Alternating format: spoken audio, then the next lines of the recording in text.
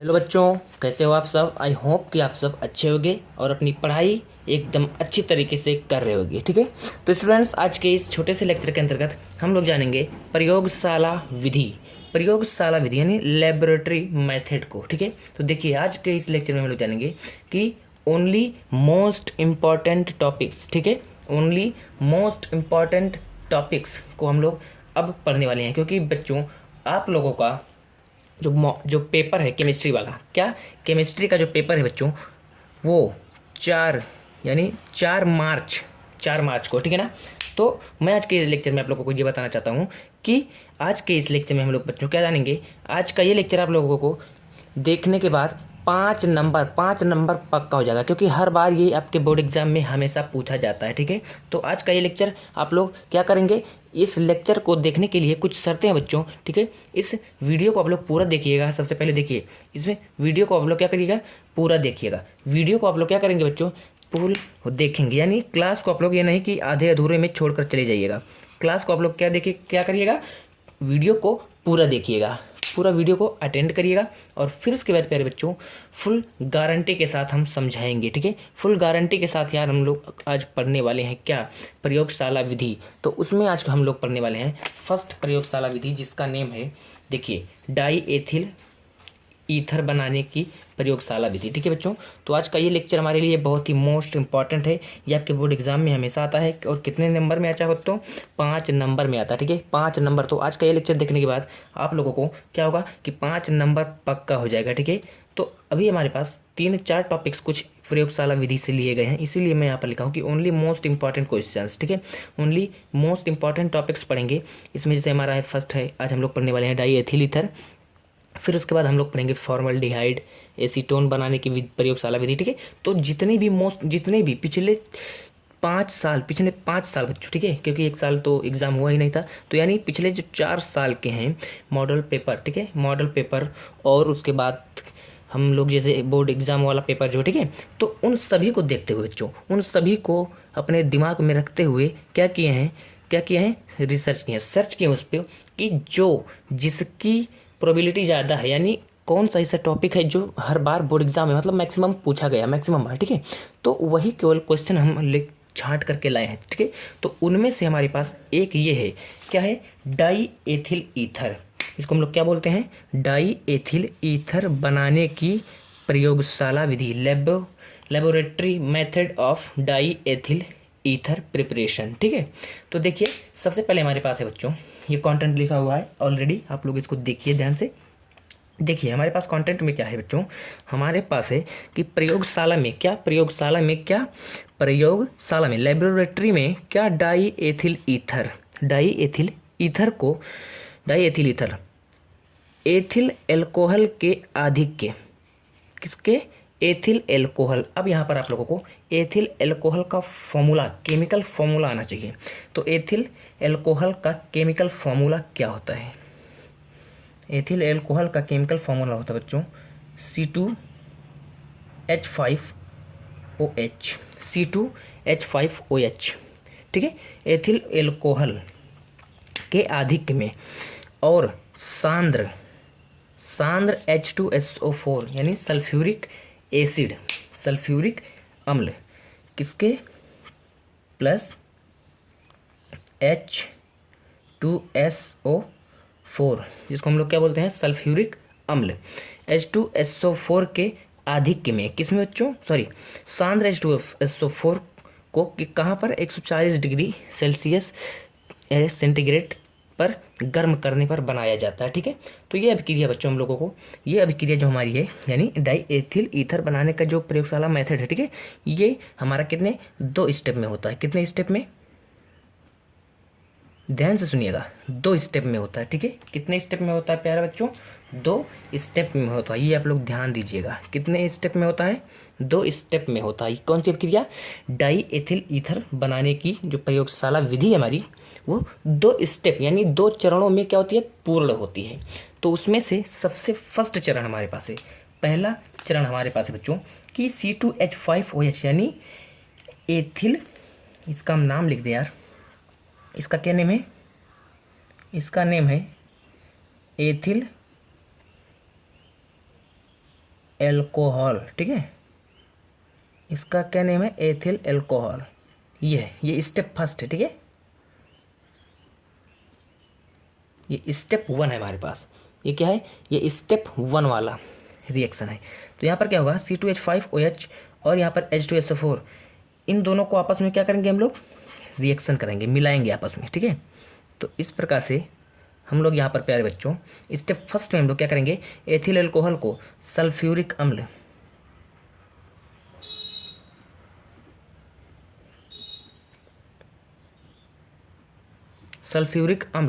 ठीक है, C2H5OH ethyl alcohol को क्या, सल्फ्यूरिक अम्ल के साथ हम लोग 100 से 110 डिग्री सेंटीग्रेड, ठीक है, 100 से 110 डिग्री सेंटीग्रेड पर क्या करेंगे, हीट करेंगे बच्चों। क्या करेंगे, ये डेल्टा क्या है, ये डेल्टा इसको हम लोग बोलते हैं। क्या करेंगे, टेम्परेचर देंगे, हीट करेंगे, ठीक है। तो क्या होगा, यहाँ से आप लोग ध्यान से देखिएगा, यहाँ से ये जो हमारा पास है H2SO4, यहाँ से एक H, ठीक है। अगर मैं आप लोगों को यहाँ पर थोड़ा सा समझाने का प्रयास करूँ प्यारे बच्चों, तो देखिए इसको हम लोग इस प्रकार से अगर लिखें, देखिए H.HSO4, ठीक है, ध्यान से सुनिएगा। इसको अगर H2SO4 को हम लोग इस प्रकार से लिखें, यानी हमारे पास H की संख्या कितनी है, 2 है, ठीक है, 2 परमाणु हैं, तभी एक अणु H2 मिलेगा। तो यहाँ पर हमने यहाँ पर क्या कर दिया है कि दोनों H को अलग अलग कर दिया है, ठीक है बच्चों, दोनों H को अलग अलग कर दिया है, और सेम हम लोग इक्वेशन को, सेम हम लोग कंपाउंड को यहाँ पर लिख दिए हैं, देखिए HHSO4, ठीक है ना। चलिए अब प्यारे बच्चों यहाँ से जो OH है इसका, जो यहाँ पर मैं आप लोगों को थोड़ा सा कलर चेंज करके, ये जो OH है यहाँ से ये OH इसके एक H के साथ, ठीक है, इसके एक H के साथ एथिल एल्कोहल का OH का समूह, यानी एल्कोहलिक जो क्रियात्मक फंक्शनल ग्रुप होता है OH, यहाँ से H और यहाँ से OH निकल करके यहाँ पर क्या चले जाएंगे, H2O, क्या बनेगा, H2O, जिसको हम लोग बोलते हैं जल, ठीक है, H2O बना लिया। अब हमारे पास क्या बचा, अब हमारे पास देखिए यहाँ से HSO4 बचा और यहाँ से C2H5, तो देखिए प्लस C2H5 और यहाँ से HSO4, यही बना, यही बचा है ना। ध्यान से देखिए, एक बार आप लोग भी देख लीजिए क्या बचा, यहाँ से OH इस H के साथ निकल गया, H2O बना लिया, ठीक है ना। अब यहाँ से C2H5 और HSO4 यहाँ पर आ गए, हमारे कंपाउंड बन गए। तो इसको हम लोग क्या बोलते हैं, इसको हम लोग बोलते हैं एथिल, इसको हम लोग बोलेंगे, इसका नेम क्या होगा, ethyl hydrogen sulphate, ethyl hydrogen sulphate. इतनी बात कितने बच्चों को क्लियर है, क्लियर है ना। तो आगे चलें। अरे यार, यहाँ से OH के साथ एक H निकल जाएगा, H2O बनेगा, और फिर C2H5 HSO4, इसका नेम होगा एथिल हाइड्रोजन सल्फेट। ये हमारा स्टेप 1 पूर्ण हुआ, स्टेप 1 हमारा क्या हुआ है, पूर्ण हो गया बच्चों। अब हमारे पास क्या है, स्टेप 2 में चलिए। स्टेप 2 यानी दूसरे चरण में क्या होगा, दूसरे चरण में फिर जो हमारा एथिल हाइड्रोजन सल्फेट है, यानी C2H5HSO4 जो है हमारे पास, यानी एथिल हाइड्रोजन सल्फेट, इसको हम लोग पुनः किससे रिएक्शन कराएंगे बच्चों, C2H5 यानी एथिल एल्कोहल से, C2H5OH से, फिर हम लोग यहाँ पर इसको क्या करेंगे, रिएक्शन कराएंगे, अभिक्रिया। लेकिन इस बार हमारा टेम्परेचर कितना होगा, 140 डिग्री, 140 से 150 तक, इतने सेंटीग्रेड पर हम लोग ले सकते हैं। गर्म करेंगे इसको, क्या करेंगे, हीट करेंगे प्यारे बच्चों, हीट करेंगे। तो क्या होगा, तब यहाँ से ध्यान से देखिए, यहाँ से हमारे पास यहाँ पर एक H है, और यहाँ से देखिए हमारे पास क्या है, यहाँ से हमारे पास प्यारे बच्चों एक H यहाँ से निकलेगा, और उसके बाद यहाँ से इतना भाग, ये जो है, ठीक है, इतना भाग, इतना भाग, एक H यहाँ से, और ये HSO4 क्या हो जाएगा, एक H यानी 2 H हो गया, H2 और SO4 यहाँ पर है, ये हमारा क्या बन गया, सल्फ्यूरिक अम्ल बन गया, सल्फ्यूरिक अम्ल बन गया। ध्यान से देखिएगा, प्लस यहाँ से हमारे पास क्या बचा C2H5, ये हमारे पास बचा C2H5 और यहाँ पर हमारे पास क्या बचा है C2H5 और O बचा है। तो इसको हम लोग इसी प्रकार से यहाँ पर लिखेंगे, इसी प्रकार से हम लोग यहाँ पर इसको लिख लेंगे। ध्यान से देखिएगा, एक एक स्टेप बहुत ही महत्वपूर्ण है बच्चों। C2H5O, C2H5O, H निकल गया। अब हम लोग इसको भी यहाँ पर जोड़ देंगे आके C2H5, इस प्रकार से C2H5O और C2H5O, यही हमारे पास प्यारे बच्चों क्या है, यही हमारे पास क्या है, यही हमारे पास है डाई एथिल ईथर। क्या है ये, यही हमारे पास है डाई एथिल ईथर। ठीक है, तो उसका क्या फॉर्मूला होगा C2H5O, C2H5O, die ethyl ether. इतनी बात क्लियर है आप लोगों को।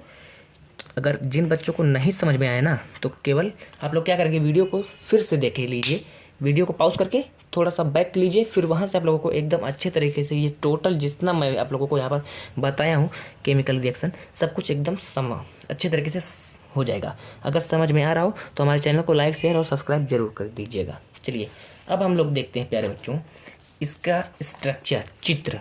ठीक है, कि चित्र में हम लोग कैसे जानेंगे। तो यहाँ पर देखिए ध्यान से, यहाँ पर मैंने बोला कि जो हमारा एथिल एल्कोहल, ठीक है, ये देखिए ये हमारे पास है एक स्टैंड है। ये इस स्टैंड में हम लोग एक आसवन फ्लास्क को, ये हमारे पास क्या है, ये जो हमारे पास है आसवन फ्लास्क है। क्या है प्यारे बच्चों, ये हमारे पास आसवन फ्लास्क। इसमें हम लोग क्या लिए हैं C2H5OH और H2SO4। C2 यानी हमारे पास क्या है एथिल अल्कोहल और सल्फ्यूरिक अम्ल हम लोग ऑलरेडी इसमें मिला लिए हैं। ठीक है ना। अब देखिए, अब यहाँ पर हम लोग ऊपर से हल्की मात्रा में यहाँ पर एथिल अल्कोहल क्या करेंगे, यहाँ से गिराएंगे फिर। ठीक है, यहाँ पर तो हमारे पास ये क्या हो गया C2H5OH और H2SO4 का यहाँ पर क्या है सॉल्यूशन है। ठीक है बच्चों, ये सब। अब देखिए, अब हम लोग नीचे से, ये हमारे पास क्या है स्पिरिट लैंप है, यहाँ पर ये लिखा नहीं है, मैं लिख दे रहा हूँ। ये क्या है, ये हमारे पास है स्पिरिट लैंप, स्पिरिट लैंप है। ठीक है, स्पिरिट लैंप है। इसको हम लोग यहाँ से टेम्परेचर देंगे, यानी इसको हम लोग जलाएंगे, नीचे से हम लोग क्या करेंगे आग जलाएंगे। ये देखिए आग जलाएंगे।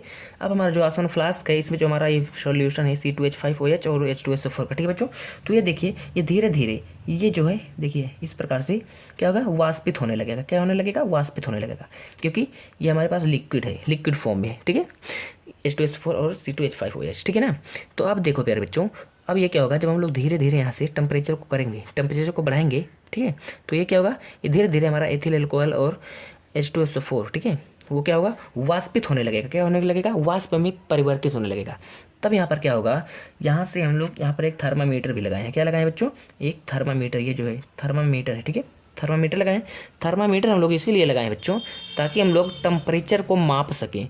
ठीक है, हम लोग क्या कर सकें, टेम्परेचर को माप सकें थर्मामीटर की सहायता से, कि हमारा जो टेम्परेचर है वो कितना है। हम लोग को ज़्यादा टेम्परेचर भी नहीं देना है और बहुत कम टेम्परेचर भी नहीं देना है। ठीक है, मैंने आप लोगों को रिएक्शन करके बताया है वहाँ पे। अब देखिए, अब यहाँ पर प्यारे बच्चों क्या होगा, यहाँ से इस तरह से ये यहाँ पर आने लगा। ये वो वाष्प जो है किसका, C2H5 और H2SO4 का जो वाष्प है, धीरे धीरे इधर आने लगेगा। अब यहाँ पर ये आएगा संघनित्र में। क्या आएगा, संघनित्र में आ जाएगा, संघनित्र में। ठीक है बच्चों, तो यहाँ से मैंने आपको फर्स्ट रिएक्शन में बताया था कि देखिए जब हम लोग रिएक्शन कराते हैं इसका, तो हमारे पास H2O निकलता है ना। देखिए H2O यहाँ से निकला है, तो यहाँ से हमारे पास जल निकल जाएगा, H2O यहाँ से निकल जाएगा। देखिए H2O इस संघनित्र से निकल जाएगा। और फिर उसके बाद प्यारे बच्चों हम लोग यहाँ से फिर उसके बाद ठंडा जल देंगे। ठीक है, ठंडा जल देंगे, ताकि जो हमारा देखिए यार 110 से 110 डिग्री सेल्सियस टेम्परेचर से ये हमारा क्या आ रहा है, वाष्प आ रहा है, तो बहुत हीट होगा ना, तो बहुत हीट होगा, इसलिए हम लोग ठंडा जल देंगे। देखिए इस तरह से ठंडा जल देंगे यहाँ पे इस साइड में, तो और इस बीच से हमारा वाष्प हुआ आएगा। किसका वाष्प, C2H5 का, C2H5OH का और H2SO4 का। इस मिडिल से जो बीच में खाली जगह इससे आएगा, और यहाँ तक हमारा क्या होगा, यहाँ पे जो हमारा ये है क्या होगा, ठंडा जल होगा, ताकि वह उसको कुछ ठंडा कर दिया जा सके, ठीक है ना। अब देखिए, अब यहाँ से एडाप्टर, इस एडाप्टर की सहायता से हमारा सोल्यूशन, हमारा जो वो है क्या हो जाएगा बच्चों, ईथर यहाँ से हम लोगों को प्राप्त हो जाएगा। अब यहाँ पर देखिए इस ग्राही में, इस ग्राही, इसको हम लोग क्या बोलते हैं, इसको हम लोग बोलते हैं ग्राही में। इसमें हमारा क्या हो जाएगा, हमारा जो ईथर है यहाँ से हम लोगों को प्राप्त हो जाएगा। अब देखिए यहाँ पर भी हम लोगों ने बर्फ़ के टुकड़े, ठीक है, ठंडे बर्फ़ ठंडे होते हैं तो बर्फ़ के टुकड़े को डाले हैं, ताकि जो इतना हीट से वह गुजरा है, ठीक है, तो इसको हम लोग क्या कर सकें, वहाँ पर ठंडा कर सकें। इसीलिए हम लोग यहाँ पर फिर भी बर्फ़ का टुकड़ा डाल दिए, ठीक है ना। इतनी बात अगर आप लोगों को समझ में आ गई तो इस प्रकार से अगर आप लोग बोर्ड में बनाएंगे ना, तो आप लोगों को मैं गारंटी के साथ बोला ना 100% यार, एक भी मार्क्स आप लोगों का कटेगा नहीं, एक नंबर आप लोगों को नहीं कटेगा। और इस तरीके से आप लोग इसको क्या करेंगे, रिवाइज करेंगे तो एकदम अच्छी तरीके से आप लोगों को समझ में आ जाएगा। अब चलिए, अब हम लोग चलते हैं इसके थोड़े से अगले स्टेप पर। हम लोग इसकी विधि को लिख सकते हैं बच्चों, इसके क्या विधि को, इसके विधि में आप लोग लिख सकते हैं कि एक गोल पेंदी के फ्लास्क में C2H5 और सांद्र H2SO4 को 2:1 में लेकर के उपकरण चित्रानुसार, इस चित्रानुसार, ठीक है, लगाया जाता है। ठीक है बच्चों, मैंने चित्र से आप लोगों को समझा दिया है। अब देखिए बालू उष्मक को, सॉरी यहाँ पर बच्चों मैं आप लोगों को, ये बालू उष्मक है, ये वाला क्या भाग है, ये जो इतना भाग है हमारा, ये वाला देखिए, ये हमारे पास है बालू उष्मक, ठीक है। इसको जब हम लोग गर्म करेंगे तो हमारा जो बालू उष्मक है वह गर्म हो जाएगा, तब हमारे ये जो आसमान फ्लास्क है वह क्या होगा, वह हीट होने लगेगा, ठीक है ना। मैं थोड़ा सा आप लोग को बताने में गलती कर दी, ठीक है। चलिए, बालू उष्मक को 140 से 150 तक गर्म करते हैं, ठीक है। बालू उष्मक को 140 से 150 तक गर्म करते हैं, जिससे ईथर बर्फ के ग्राही पात्र में एकत्रित होने लगता है, ठीक है। देखिए यहाँ पर बर्फ के जो ये पात्र हैं, यहाँ पर ईथर हमारा क्या हो गया, एकत्रित हो गया, ठीक है। तो इस तरीके से हम लोग विधि लिख सकते हैं प्यारे बच्चों। अब हम लोग चलते हैं इसके रासायनिक गुण। आपसे बोर्ड एग्जाम में रासायनिक गुण भी पूछ लेता है बच्चों, तो कम से कम आप लोगों को 2 रासायनिक गुण पता होना चाहिए, ठीक है। अगर ज़्यादा ना पता हो तो कम से कम 2 तो पता होना चाहिए, क्योंकि या तो 1 पूछता है या तो मैक्सिमम 2 से ज़्यादा नहीं पूछता है। तो फर्स्ट है हमारे पास कि बच्चों PCl से क्रिया, इसकी जब हम लोग PCl से रिएक्शन कराते हैं, ठीक है, तो क्या होता है, देखिए किसकी रिएक्शन, डाई एथिल ईथर के बारे में हम लोग पढ़ रहे हैं ना, तो डाई एथिल ईथर का रिएक्शन। तो देखिए हम लोग डाई एथिल ईथर का फॉर्मूला क्या होता है, C2H5O C2H5, इस प्रकार से ये हमारे पास है डाई एथिल ईथर। अब हम लोग इसको रिएक्शन कराएंगे किससे, PCl5 यानी पेंटाक्लोराइड से, इसका नेम है पेंटाक्लोराइड से। इसका रिएक्शन जब हम लोग इससे कराते हैं तो हमारे पास यहाँ पर मिलता है C2H5Cl, इसका नेम है एथिल क्लोराइड,